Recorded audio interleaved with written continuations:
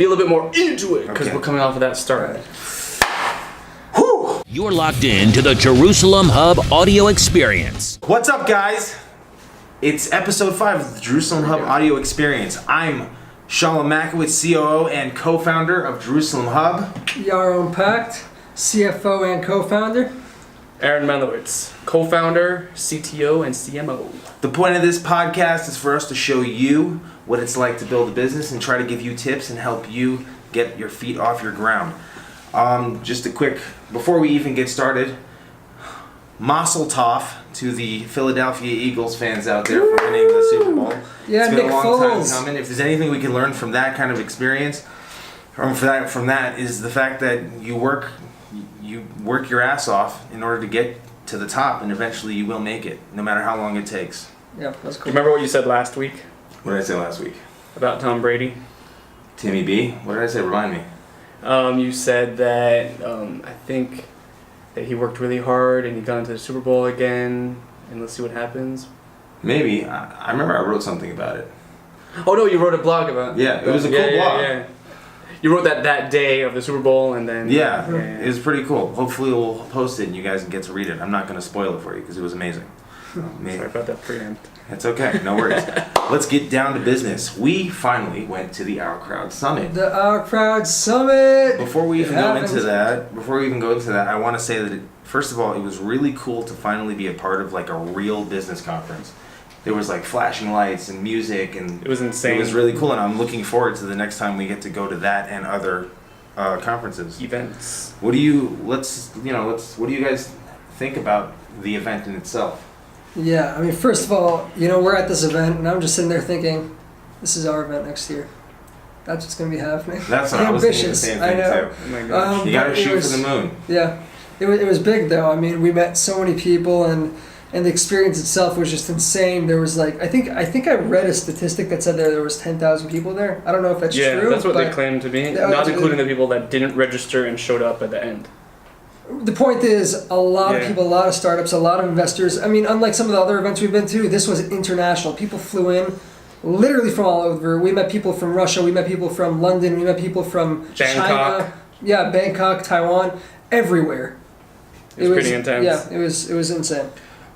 First and foremost, our goal there was not only to find new clients, but to find VCs and investors. Mm-hmm. How do you guys think we did? Well, we definitely got a couple of connects on that. We're working on talking to a couple of different VCs right now and investors. So on that aspect, I mean, you could always say maybe we could have done this differently, maybe we could have done this better, but we definitely have a few more connects than we did before, and that means that we're heading in the right path. Well, yeah, either way, I mean, experience, when you finally put yourself into a situation, you understand what you did wrong and what you can do better in the future. It's part of experiencing things. Right. It's part of, I mean, we wouldn't be able to do what we're doing now had it not been the fact that we've experienced and failed to get where we are now. Right. And the reality is, one thing that's really, really cool is the fact that we're making a name for ourselves. People heard of us without us having to tell them who we are. We're like, oh, Jerusalem Hub. I've seen you guys everywhere. Not to mention that we took over that hashtag. I was just about to get there, actually. So I was gonna say I thought it was insanely cool that we had a goal. We're like, Right. they have a hashtag. Right. We're going to destroy them on social media. Yeah, we walked in and we had a little pep talk between the three of us right before we walked into the event. We said, guys, we're here with 2 goals in mind. 1, meet VCs and new startups and investors. Number 2, we're going to dominate the social media hashtag OC Summit 18. And it worked. We were on top the whole time. We kept on going on top. And then there were a couple of people that got in contact with us during the summit. They were like, yo, we see your stuff everywhere. We want to talk to you. Yeah, we landed an interview with No Cameras from that. Right. That's cool, yeah. I was actually going to mention that as well. But yeah, we got a couple interviews. Yeah. And like, for the most part, even if our only goal was to get more clients and investors and VCs, like let's say we didn't do that. Let's say we failed completely. Which we didn't, but let's say we failed completely. The fact that we spent a lot of our time and efforts making sure that everyone knew who the hell we were, I think that's the biggest thing that we could take from this. That was valuable, definitely. I think that was really cool. I mean, the fact that the most important aspect. Probably. Like, not only given the fact that first of all, when we were at the conference and they were doing the whole presentation with the flashing lights and the smoke and the woohoo. I thought it was cool that we got to see Nir Barkat speak, who was the Prime Minister, and I think because of how loud we Mayor were. of Jerusalem. My bad, Mayor of Jerusalem. You're right. Yep. And I think by BB.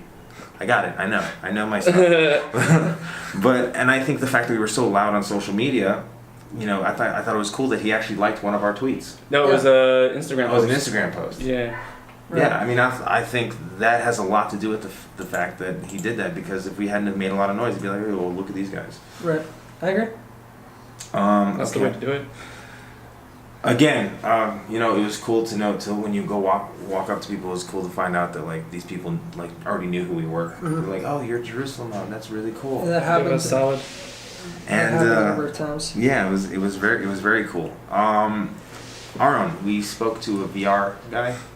Yeah. Yo, Tom.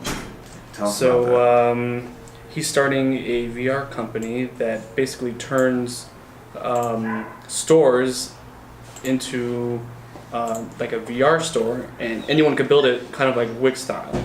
So imagine Wix website, but as a storefront, and someone comes in and takes a 360 image of your store in every section, and people could start shopping using VR. That's his main thing. So it was interesting meeting him. He actually set up that meeting before the event, and it was cool. Yeah, I thought it was really cool. Kind of easy to find him, even though it wasn't so easy because it was so big, that place. Yeah. One thing that I thought was really cool about that is that like he was telling us about it, I was like, okay, this is interesting. Then he showed us a sample of it, and I was like, whoa. Yeah, well, This is really cool. Because it's like, the way I looked at it was like, this is going to completely revolutionize online shopping. Yeah. The question that I had about that is he going to put it on phones so you can, because I mean not everybody has a VR. No, that's how it works. The VR uses what he was using. No, I understand you his plug your Samsung- phone into it, but I'm saying not everybody has the VR equipment to do that. Well, that's becoming more and more people are getting it, and if not, then there's the Google Box. I think that's what it's called, which is a you just order it and they send it to you for free. I think it's just a box that you turn into that VR thing. You slide your phone in and acts as a VR headset. That's pretty cool. That is cool. Yeah, so that was pretty exciting. I thought that was really cool. That was Like cool. that, I think that was our first meeting to kind of get the day started off, and I thought it was really awesome. Yeah. We mentioned this before. Because of our whole social media blasting, we got to sit down and get interviewed by No Camels. And for those of you who don't know No Camels, they are a news They source. are a tech. They're about tech in Israel. They started their company around 2005, 2007. I'm not sure which one. One of those two. All about technology and the growth of tech in Israel. And they basically dominated the market at that time because nobody was doing it, so they did it. And we got an interview with them just by tweeting at them under that hashtag OC Summit 18. We said, "Oh, you guys are here. Can we set up a interview?" And then we got a text. We got a DM from No Camels to our account saying, "Hi, I think her name was Simona. Yeah. Let's set one up anywhere." I think we met in the PR room. Mm-hmm. I gave her my number. She called us. We sat down and she's like, nobody actually ever messages us to do this. And we're like, that's who we are. That's why we're different. That's why we're different. We stand out in the Because crowd. we jump at people and don't let people jump at us. Oh, we like that too when people jump at No, us. that's cool too. Yeah. Another thing that I think was a huge hit for us personally as like an image builder was the fact that we were making contacts with people, we were talking to them and everything, and we had our digital cards. Oh, the digital business I'll cards. let you hit that because that was your whole thing. You Yeah. were Your you were very discovery. excited about that, so I'm gonna let you talk. It was about cool, man. The digital business cards were a huge hit. Number one off the bat, we had a number of people that saw the digital business cards and they were like, "Whoa, what is that? How do I get that myself? Where do I find that?" So that happened like at least 4 or 5 times. But Many then, times. I mean, if it wasn't that, it was a great way to just get in touch with people. Kind of stand out. Everyone is handing out business cards. People toss them. People lose them. Nobody's losing those. So that was cool. I already had 1 or 2 people contact me back with those, and Yeah, pretty solid. it was a really good idea. Yeah, it was a huge worked hit, out. and it's so much better than having like a Yeah, stack of cards. I think one guy was like, "Oh, you're doing this digitally. Can I have my card back so I could give it to another loser who will take my paper card?" Yeah, but so I think that was really cool. It made us really stand out. Made us seem different, newer, younger, and I think that was a huge hit for us as well. Another thing that I want to mention is that it seems to be like a going trend for us whenever we go to like these conferences. This is our second conference, I believe, where we want like, because we're mischievous, we want to have those celeb status selfies. So the first selfie we got is we bothered the hell out of John Medved, who's the CEO of Ourcrowd, and we're like, hey, can we get a selfie? Yo, I was like, okay, we'll get a selfie, and we got a selfie with him, which was really cool. Or as he coined it, a crowdy. But yeah, I don't think that's gonna stick, but that was the other guy. Oh, that was the other guy? It was the other guy who cried. Okay, sorry. And then at the end, I had to leave early because I had somewhere to go. But as he was walking out, he got the best selfie of them all. Yeah, I was. So I stayed around to the end because these two guys had to bounce. And so I went to the lecture that was being hosted by Naftali Bennett, the education minister of Israel, and the head of Bai Yehudi. And he was talking a little bit about his experience as an entrepreneur. He started a $150 million startup and sold it. And he was basically, just as a tip, because it was something really cool that he was saying, is the number one most important thing in a startup is your team. He said how you guys react, how you guys gel with each other. Because at the end of the day, you could have all the skills, but if the skills don't gel, ain't nothing happening. So he said that. And then after that, he was walking out. Yeah. And he was walking out, and I just saw him. I was kind of like texting somebody, and I saw him. I'm like, yo, this is my opportunity. I ran up to him, I tapped him on the shoulder. I was like, hey, I was a lone soldier. I met you a couple of weeks ago. Can I get a selfie with you? He's like, of course. So I got that selfie with Naftali Bennett. That was pretty cool. So right now we got Ayala Chickhead, Naftali Bennett, John Medved. Anybody else? But that's pretty good so far. You know, we call it. It's our celeb status selfies. We're gonna get more and more and more. So that is pretty much all we have on the Ourcrowd Summit. Right. It was. And then I posted a Oh wait, thanks there was with one him. more thing you missed. What did I miss? The shirts. Oh, the shirts. The shirts. The boys in blue with the little yellow emblem saying Angel Partner. Jerusalem Hub Angel Partner right here. Oh yeah. And you know what? It's another thing. You know, it's another little thing to make us stand out in the crowd. It doesn't really matter In our crowd. But the point is between the haystack, virtual business cards, and the T-shirts, there was no one else in the room quite like us. So who knows if we're the best, but we're the most different, and that makes our name more valuable just in the sense of people remember it. People know who we are. So yeah, that was cool. Yeah, it was cool. You guys actually surprised me last second. I was like, we like nixed the T-shirts, and then they're like, yo, you're coming with it. And they're like, oh, you got T-shirts. Like, oh, we got T-shirts, yay! Sorry for bumping the thing. But yeah, so yeah, that, now we're done talking about the Ourcrowd Summit. It was a huge success. We learned a lot. We have so much more to learn, and we are fixing everything as we go. Overall, what's been happening after that, I mean, with that and after that, is the fact that things are moving really fast. Yeah. Yeah. Quite fast. Yeah, we sat with over 10 companies, I believe. Yeah. We are getting in touch with some VCs and investors, which is awesome because that was our goal. Is there anything else that you guys want to add to that as far as things going fast and stuff like that? I mean, that's the stuff. That's the actual. The rest of what we do is kind of building the outside of the company. But those follow-ups and those meetings, that's what actually builds our client base. That's what builds our business relationships. So that's sitting with these people. Right. That's the meat of it. We're getting contacted by more startups now without us even having to go after them. Meaning we love finding new stuff, new tech, and seeing how we can help them. But when they actually reach out to us, which happened to our account, when some startup they DM'd us and said that they want to see how we can help them. So hopefully we'll be sitting down with them next week, I think. We'll discuss that. And even more than that, we are working out some stuff with some other outside media, which we will leave unnamed for right now. That's going to be big though. About two different companies besides for our channels. no camels. Right. So yeah. Awesome. Good stuff. Just so you guys are aware, as far as what we have in the immediate future, we have our meeting with Mati tomorrow.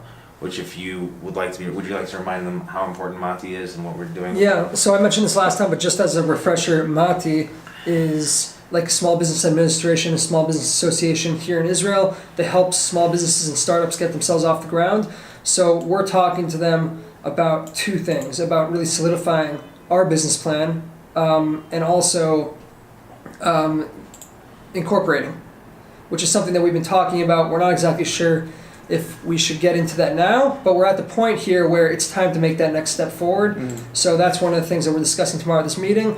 Guys, just for those that don't know what this is so important. What is incorporating? What does that actually mean? What does it mean when you hear blah, blah, blah, LLC, for example? So just as a quick little tip for those who are starting businesses, don't know what that means. LLC is Limited Liability Corporation. That means that you're incorporating your company, so it becomes legally its own identity. This isn't the exact definition, but it's general enough, and it gives you enough that you'll kind of understand the idea. Basically, let's say you're working with somebody, and unfortunately, for whatever reason, they decide that they want to sue you, right?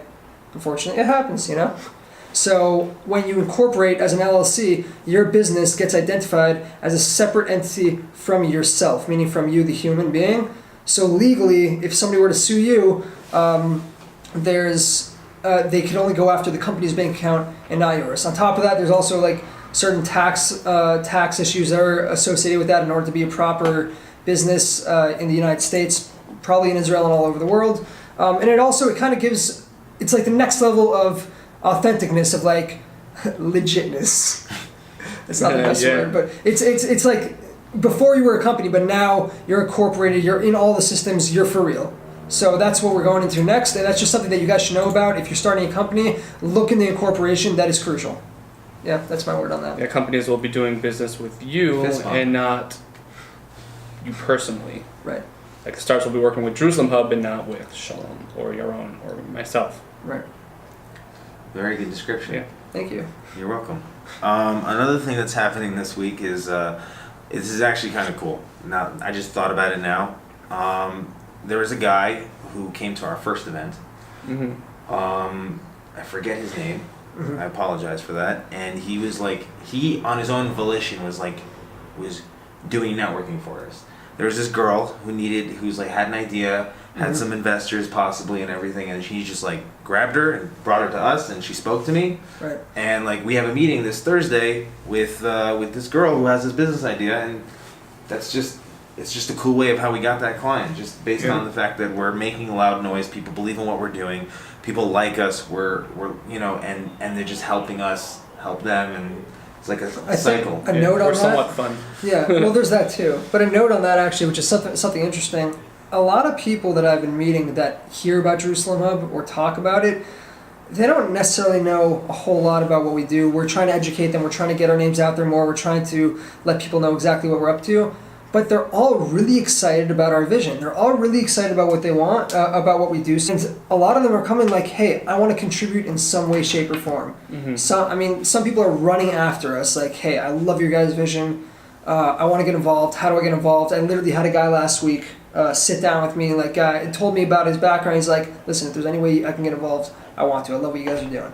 So I think it's so cool just from the perspective of, it's not even about what we do, it's about the story behind us. It's about why we're doing what we're doing. So that's just been really cool experience just on that aspect. Also, Aaron,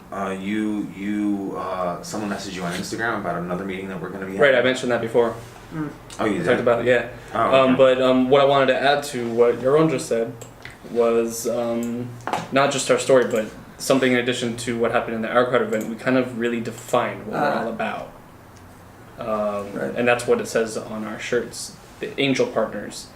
And we really got it down to a T. What we're doing, who we're about, because when we're talking to these VCs or other startups, we're like, what do you guys do? How are you different from everybody else? What is it that you guys are providing?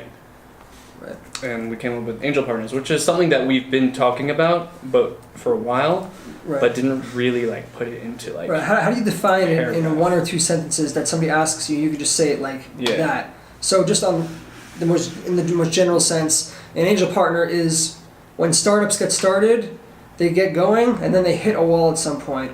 And that happens to every business at some point. They don't know how to go forward. They don't know how to get past that. They look for angel partners like us. What we do, we come in there, and we help them get past that in any capacity possible. So we do have our main functions. Right, from A to Z. We do have our main functions, our main services, but at the same time, that's what we're committed to. We want startups to get off the ground. We want people to get past what's holding them back and not get bogged down. Execute, exactly. In other words, when you succeed, we succeed. Bingo. Right, and like even a step before that, when they want to start, but they're thinking about the wall that's to come. Right. They shouldn't be thinking about that wall yet. They're not there. We're the angel partners telling you, execute. We are there for you when you hit that wall, but just go. Stop thinking. Just do it. Just do it. Again, we're doing that. Yeah. Thing we're doing. We do that every time. Just do it. I just had to do it. I had to do it. Okay, Aaron. Yeah. You wanted to mention about VR. Yeah, so VR is actually something that's starting to trend. It's probably been trending for a while now. So I wanted to do a little experiment with us. Not only do we have this camera over here and we have this recorder, but I picked up this 360 camera, which I'm going to turn on now. And we're going to just... on top of the coffee jar. On top of the coffee jar. So there will be a secondary video in 360, which will be on Facebook and YouTube. So right now we're actually in 360 right now. We're in virtual reality. How does this work? Virtual, yeah. So the way 360 camera works, there's two fisheye lenses. You have one on the front and one on the back. Okay. And there's an algorithm inside. These fisheye lenses really they take a 180 image each side, so you get full 360. And there's an algorithm inside of the software. This one, LG in particular, that stitches them together. And when you open it up on, let's say, Facebook or load it up, then Facebook also has its own stitching algorithm where you can turn your phone and you will be able to see all around as the video is playing or picture. And also YouTube does the same thing. So just another way that Jerusalem Hub is innovating and diversifying. So now you are sitting with us in our little meeting. On top of the coffee jar. On top of the coffee jar. Well, you got to start somewhere. So basically, whoever's watching this right now, you're basically in our meeting with us. That's how it feels. Instead of you see the camera over there behind you, if you just turn around, and it's cool because they're now going to turn around and look at the camera behind them while they listen to us talking. And that's our short little experiment for today. So. Awesome. VR, if you like it, let us know what you thought about this video, and we'll do more stuff with it too. Yeah, definitely. And let's get back to the main show. The main show. So, for those who were listening last week, we started our podcast off by talking about a little bit of a story, trying to figure out how to get things moving. The fact that we were running into a few snags, we were letting things slip through the crack.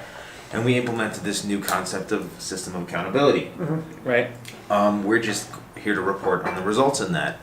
Basically, just so people know, every morning at some point we have like a 10-minute conversation talking about what needs to be done now. We have a list of things that we do, and then it gets input into Asana. It gets inputted into Asana, which is the app that we use to get our tasks done. And then we talk later that day to make sure that we're all accountable for our actions and our responsibilities. And I have to say that it has really optimized I think it's the first time we've used that word this time. Our productivity and allowed us to do the things that are like the funny thing is that the things that usually slip through the crack are the fearful things, things that are scary to us, getting us out of our comfort zone, and we've been beginning to be more, aka follow up. Yeah. Right. We've become more accountable now, and we are like literally getting down to that grind, getting stuff done. And I'll be honest with you guys, I feel differently. Okay. You know what I mean? I feel like this, I feel like in the sense that like no matter what I have to do, no matter how much I have to do, like I woke up this morning, I went to work, I came here, we're recording this podcast. right after this, I got football practice, and I still have energy.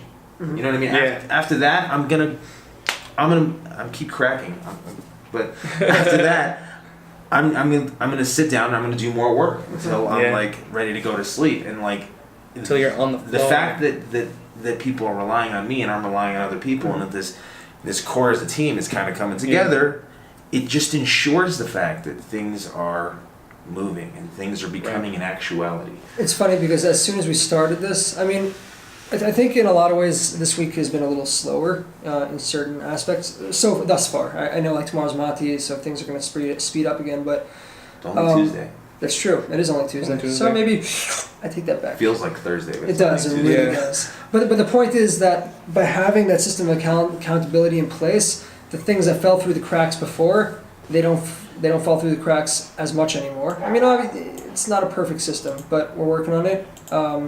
And as you grow, as there's more to do, you can't even like understate the value of having a way to track what's being done and who's doing it. That's really what it comes down to. Yeah, 100%. Also, another thing is like he mentioned, he's like, we're not perfect at it, but the reality is, just like the Ourcrowd Summit, just like our first few podcasts, just like the content that we're doing, it's as you go along, you perfect those. Yeah. You know, you thin down everything to its fine edges so that it's a perfect sphere, I want to say.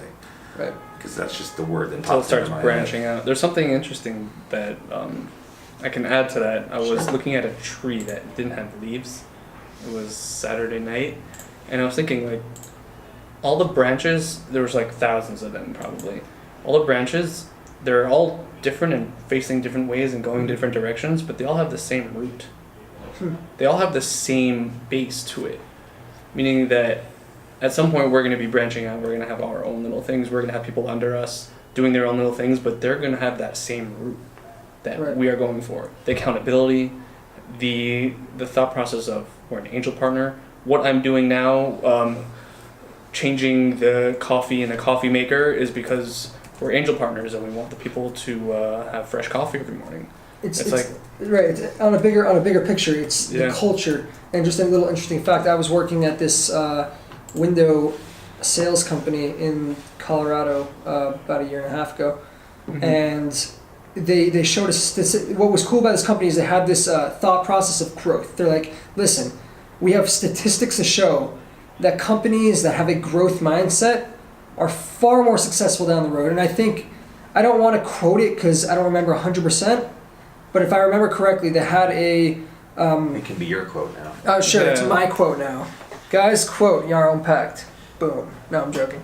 You didn't say the quote yet. I'm about to quote it. Companies that have a focus on their culture and their values and growth do 600% better in the stock market and on their own on a general basis. You can look that up. I don't want to say that's exactly what it was, but I know that there was a 600% and it was associated with those values. So there's something to be said for that. I'm not just pulling this out of my butt. This is a real thing. So No, it's a good point because we can actually apply that more to what we're doing, not just accountability, but everything that we do. Are we doing it because we're doing it because we want to build our company, or are we doing it because we have that intrinsic value of we're trying to be there for everyone? We are trying to be everyone's angel partners. Are we writing a blog because we want to be your angel partner? Are we updating Asana every day because we're angel partners? Is that what we have in mind for every little thing that we do? Is it for us, or is it for the vision of our company? Is it the vision for Jerusalem, which is soon going to be one of the business hubs of Israel and hopefully at some point the world? That would be awesome. Yeah. You know? Pray your hands. Okay. Sorry, I had to lighten it up, okay? It was getting intense. Either way, the next thing that we have going on here is we have an event coming up. I believe it's February 20th. Yeah. Is that right? As of now, it's February 20th. As of now, it's February 20th. We Pump that one. Whoa! Wow, okay. We will get back on you on what will be at the event. We'll get back to you. Yeah, thank you for that. I appreciate that. We'll get back to you on what's going to be at the event, what entails at the event. But we know that it's going to be at Mike's place. Yeah, which is cool. Sign up. Sign up on Eventbrite. It's free, but sign up so that you can reserve your spot because it's filling up quickly. Yeah, we haven't even really been pushing it that much. We've been pushing it, and we have a bunch of signups already. We've got. So- And they're all rolling in. So that's just cool because.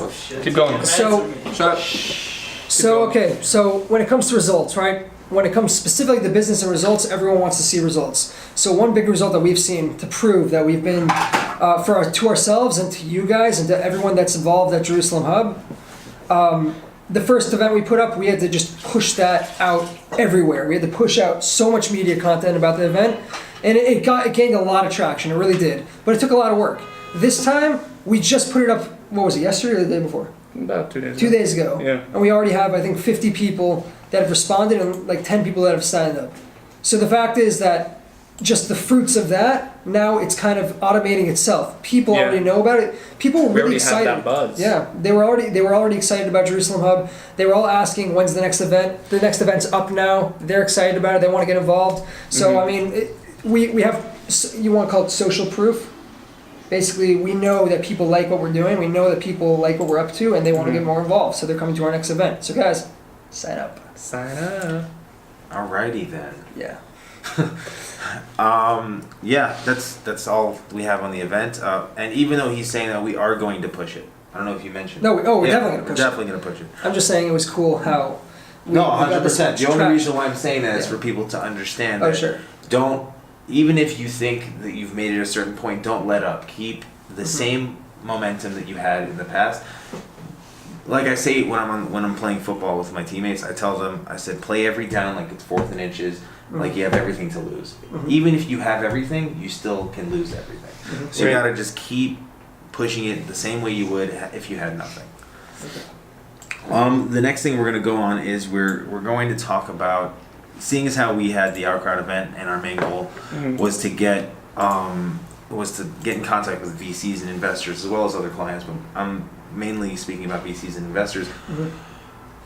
Yoron's going to tell us about basic investment strategy. Right. So this is slightly less related to the type of investment that we're looking for, but I still think that as anybody who's interested in business, this falls under the realm of business, and you should at least have some sort of a basis of knowledge about, investment. Because at the end of the day, when you want to start creating your retirement funds and anything retirement related, one of the places you're going to put your money into is into investment. Not just for not just for retirement, but also just in the sense of investing because it's a good way to make money passively. So first of all, the name of the game is passive income, always. What's called, I was reading the book Money Masters the Game by Tony Robbins. I also just did a bunch of research all over the internet, talking to a large number of investors in general. And so basically, a lot of people are afraid of the stock market. By the way, the stock market is the best investment. That is fact. We're not giving investment advice No, here. we're not giving investment advice. I'm giving based off of the advice of giants like Ray Dalio, Tony Robbins, Warren Buffett. That's what these people say. I'm just quoting them. All right? I'm not giving this as my advice. So basically, a lot of people are scared of the stock market because the stock market is very volatile. It goes up and down, up and down, up and down. If you look at the past, you look at over the past 100 years, over the history of the stock market, it's actually only ever gone up. Meaning you'll see it go down, down, down, but at the end of the day, it's always gone up. So just from the point of proof of the past and proof of the stock market, it always ends up going up. So for example, Tony Robbins says, when you have invested in a stock and you see it going down, don't emotionally sell, look into it as a temporary loss of capital, which if you stick it out down the road will go back up. However, that doesn't just mean throw your money into the stock market. He talks about specifically putting your money into places where you know they're going to pay out in the end of the day. So for example, he talks about the S&P 500 index funds. That doesn't mean that you're investing in specific businesses. An index fund, for example, the S&P 500 by Vanguard, is a fund that tracks the 500 top performing companies in the world. So basically, even in a down market, right, you're still only tracking anybody who's invested in an S&P 500 or index fund. You're only invested you're not actually invested in them. You're invested in an index about them, but you're only invested in the top 500 performing companies. So also on top of that, the index funds like the S&P 500 generally go up 8.2% average per year. So just in general, that's a great return on investment for your money. And then there's also the concept of compounding interest. Compounding interest means basically if you put, let's just for the sake of argument use this, $10 into your piggy bank and you get a return of 10%, right? So that's 10% would be $1. So the next month, you're not getting a return on $10. You're getting a return on $11 now. So 10% on $11 is more than 10% on $10. It's 1.1. Exactly. So but it compounds. So that means potentially they say you want to learn how to make over $1 million without lifting a finger. You invest in the S&P 500 or index funds or passive income opportunities of those sorts, and you just continue investing that, and your, let's say $200,000 can turn into over $1 million passively over a period of 15 to 20 years. So just a little bit about that. You don't need to take it as advice. I definitely recommend that you guys do more research on that, but I think everybody should just know a little bit about how that works and why that's useful to know. So yeah. And if you'd like us to discuss anything similar to that as well, you can always let us know. And guys, if you want to know more about something, we're always looking to learn. We're always looking to do research. We're reading all sorts of books. And so if you guys have questions, we'll do research into it and we'll talk about it on our podcast. We'll talk about it in our videos and in our content because it's not just for you guys, it's for us also. So please get back to us. Give us feedback. Let us know what you guys think. All right, cool. Awesome. Yeah. Thank you. Good job. I did another fist bump for that one. Yeah. Like 2 fist bumps. Oh. Now we're moving on to our New Year resolution section about the books, reading books. Mm-hmm. I have to say that I haven't been Anti-New Year's resolution. I haven't been at what? Anti-New Year's resolution. I'm sorry. Anti-New Year. I'm sorry. I haven't been on it as much this week because I've been listening to some lectures and doing some stuff, but I'm still in the middle of my personal MBA. If there's one thing, actually, I looked at it today, and there was one thing that I thought was really cool. It's interesting about business is that when you learn things about business, and like you hear something that could seem so obvious, but it's so obvious that you completely disregard how important it is. Right. There's this one section of the book where they were talking about Netflix, right? And how like even if you unsubscribe to Netflix, you're like, I'm cutting off my whole membership to Netflix. Netflix still bothers you. They still say like, hey, you want that subscription? Right. Hey, you want that? You know what I mean? Come back. Because they bring you back in. And the crazy thing about that is it's not about annoying the customer. It's about saying like, the customer knows what Netflix is about. Eventually, if the customer unsubscribes to Netflix, if they get that email or whatever it is, they're always going to be like, well, I already know what it is, and I've used it, and it's entertained me, and they'll ultimately, a lot of their return are repeat customers that resubscribe. And I was like thinking to myself, like, damn, that's so obvious, but I would have never realized that on my own. And that was one thing that I thought was really cool that I learned from my personal MBA. Wow. I'm still in the middle of it. I'm probably gonna go through it again because it's just information. I was saying it's as he says. Keep going over books. Josh Kaufman says it's the personal MBA. Yeah, but it was like that was mind blowing. Like if there was anything that I took from it from today, it was like that was like I was like, holy moly! Like there's like you really have to think outside the box. Netflix is a cool. But yeah, that's what I'm up to. As well, that's me. I'm done. It's your turn now. It's my turn. You wanted to talk about Money Masters the game. Yeah, I was talking a little bit about that beforehand. Money Masters the Game is by Tony Robbins. It talks about how to create financial independence for yourself, and how to a lot of people say, I want all the money, I want to own a private island, I want to own this, I want to own that. So he goes about saying that's nice, but that's just a dream to you. Make it into something real. So he goes through a whole system. If you read the book, you learn more about it, about how to create a number to your dream. So you want that private island?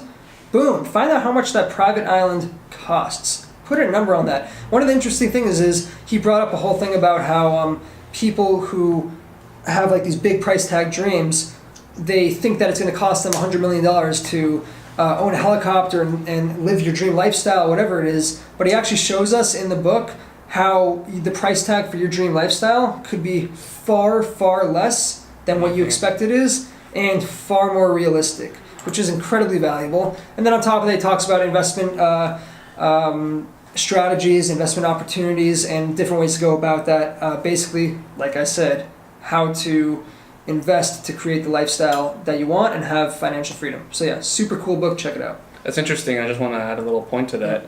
I was reading a book by Grant Cardone called The Millionaire's Booklet or something. And there's something that he talks about called doing the math. Like that should add on to what you're saying. Yeah. Like how much do things cost? So one of his main things, like, it's not so hard to get to $1 million. Just do the math, and you could you could get to $1 million. What is it, like 20,000 a month for 20,000 a year for 20 years or something? And you can break it down even further. You do sell $5,000, 1,000 items for $5,000, and you get, like, he just breaks it down. Just do the math, and you'll see how easy it is to get to $1 million. Yeah. So it's all about doing the math. All your goals are more obtainable if you make them real, if you actually put them into reality and not just have them sitting inside your head. Write it down, do the math. If I can just add on that. Yeah, go. What you said in terms of all your goals become a reality if you make them real.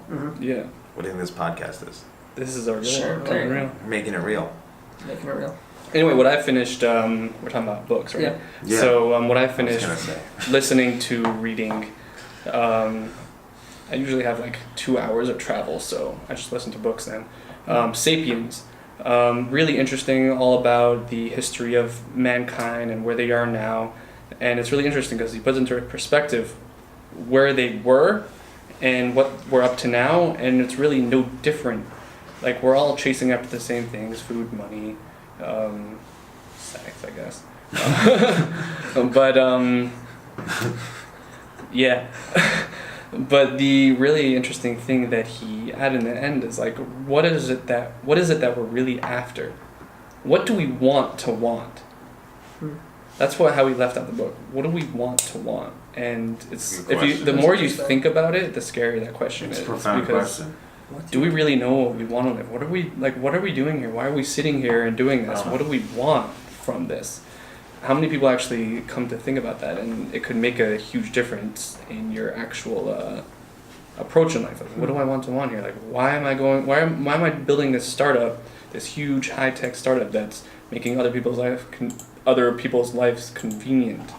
Like, what am I getting out of it? What do I want out of it? It's questions that we haven't answered. It sounds like when you're starting one of these startups or you're starting a business, it can't just be about the money. It can't. If you do things for the money, it doesn't work. Money is intrinsic, man. That's what he's saying. That's where the Tony Robbins things come in. Like, you have to have something solid. Like, what do you want out of it? Passion, dream. It's like, you're not going to make that $1 million if you're like, what do you need $1 million for anyway? Right. Another. If you know what you need $1 million for, it becomes far more real in your mind. Like, what are you going to do with it? So another book that, since I finished that book, I started another one called Naked Statistics. Which is the statistics, for those who don't know, it's the statistics of naked people at every given time throughout the world. That's slightly true, but not. What he's really trying to do is trying to say, like, there's a lot of subjects out there, especially math, that we study that we really don't understand why we need to learn. Like, why do we need to learn calculus? Why am I learning algebra? So his whole thing is to show you why statistics is so practical and so important. Especially, like, he brings the example, like, the batting average is a statistic. How much people make in a country every year is just a percentile. And it's all statistics. Like, we think about statistics all the time, like, and he just brings it down to earth and how it's really important that we should all learn it. And I just started it, and it's really, really fascinating. Okay, so there you have it. Those are the books that we're up to. You should totally start reading them because you can learn a lot from them. Do we have any social media questions for this week? Yeah, we do. Yes. Thank you, by the way, for the social media questions. Yeah. Keep them coming. Oh. Go for it. By Yehuda Makowitz. Do you know that guy? No, I don't. John Mackey. founder of Whole Foods, says a business should operate with a mission statement. With that in mind, what's yours? Well, I mean, we kind of did that. If you rewind to the beginning of our podcast, you want to answer that question? I think Shalom, you want to go for that one? he can answer that You want question. me? All right. So, I mean, essentially, we're gonna stick with the Angel Partners thing. Our mission statement is when a company comes, they get started, and they get to a certain point where they hit that wall, and they're not sure how to get over it, we're there to get them past that. Angel Partners. Angel Partners. Bam. Again, when you succeed, we succeed. So Right. succeed. So yeah, so just come to us so that you can succeed. No so pressure. that we can succeed, so that you can succeed. So that we can You succeed. can just keep it. Yeah. You can just keep on going. You get it. Do we have another question? Nope, that's all we have for That's today. all we have? Are you sure? Yeah. Pretty sure we have another one. I haven't gotten. No one else tweeted. Tweeted. Okay. Fine. I thought we did. Alright. Either way, keep them coming. Let's just get past that awkward moment. We will have more questions, and we want your questions. They could be stupid. They could be funny. They could be informational. They could be anything. We just want to know that you're out there, because it helps us do what we do better. So thank you for those questions.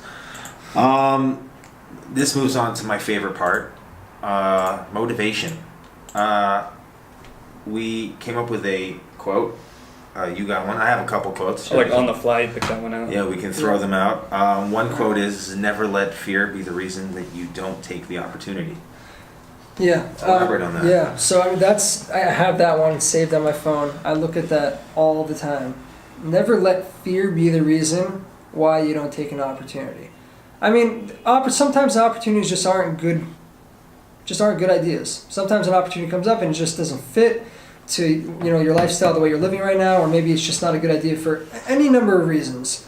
But if the answer, if the reason why you can't do it is simply because it's intimidating to me, I wasn't looking. It's intimidating to me and it scares me. If anything, that's a reason to take it, because that steps you out of your comfort zone. And as you guys know, we love getting out of our comfort zones here. Lightish. So, right, that's like our whole thing. So if anything, we should switch the quote around is, if you fear an opportunity, and it fits, in quotes, then definitely take it. And if That's where the growth factor comes in. Yeah. Sorry. If I can just elaborate on that. Sure. Yesterday I was having like a funky day. It's not that it was a bad day. I was very productive. I did a lot yesterday. I was having a funky day. There's something going on in my head, which happens to all of us. Even happens to the most successful people. And after a while I realized, I was like, wait a second, why am I having a funky day? It's because I'm afraid. What am I afraid of? I'm afraid of the big picture. Now, although it's important to be a big picture thinker and to think of the big picture, when you think of what could be, it scares you, because once you start thinking of what could be, What can go wrong? you start thinking about what could go wrong. When you start thinking about what could go wrong, then you start hitting these snags that everyone hits. And then I kind of realized, with a little bit of help, but I realized towards the end, I was like, I can think of what I'm going to become, but I can't control what's going to be happening in the future. I can only control what's in front of me, what I can see, feel, and touch, and whatever else. And yesterday, with this new philosophy, actually it was 2 days ago that I had this problem, so I started yesterday with this new philosophy of like, I'm just going to tackle things as they come. Take things one thing at a time. Yeah. No matter how much it bothers me, who cares? Just do it one day at a time. And if you just keep stacking up those days, those successful days, then great things happen. And that's kind of where people try to pinpoint where that fear comes from. The fear comes from a few things. It comes from getting out of your comfort zone, which comes from the fear of the future. And the fear of the future is a fear that needs to be disregarded. And fear itself is a feeling. So it's really nothing that can do anything to you. It's all up here. It's just a feeling. Yeah. Try and grab fear. And that's kind of... What's that quote from Harry Potter? Fear. Wingardium Leviosa. No, serious. Oh, okay. I don't know which one. I know that Dumbledore's favorite jelly bean flavor is earwax. Fear of a name increases fear of the thing itself. Fear of a name? Fear of a name increases fear of the thing itself. So So fear of the... It's only as real as you make it. Fear is only as real as you Exactly. make it. Exactly. Thank you, J.K. Rowling. You have to tackle things head on. Yeah. You just don't think about it. If you think too much, which is something that we all suffer from, I definitely suffer from that, and it's a constant. You constantly work on it, Mhm. but if you just go for it. If it doesn't work out, then you know what not to do. You just keep moving. In any sense, before I babble on, because I can do that. Like Babylon.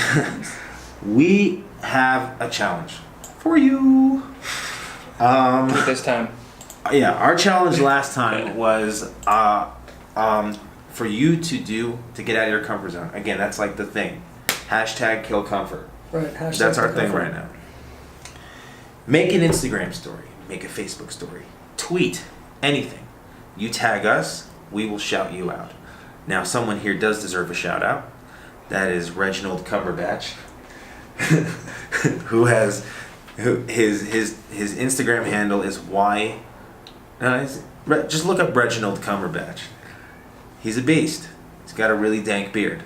In any sense, he was all over Instagram stories. He was all over Facebook stories, and he's getting better and better and better at it. Oh yeah, you saw his first couple of stories. I started following a little bit on Facebook, and now that he's gotten out of his comfort zone, he wasn't really comfortable with it at first. And I got in contact with him, and I said, "I've been watching your stories a little bit. You got to start doing this a little bit differently. Tweak this, maybe add some hashtags." And at first, he was like, "I don't want to do that yet. I want to get better at it, and then I'm going to start developing." And he's been doing that. He's been sticking to it, and now his stories are getting better. He's starting to tag them. He's starting to put all sorts of new types of content in there, and you can just see the progression. So it worked for him. Guaranteed, it'll work for you too. Yeah, so already 3 people care about his stories. Right. Yeah. Imagine how many more out there. 3 is better than 0. This is true. So that's our challenge from last week that we want you to do. Make a story. Tag us in it. We will shout you out.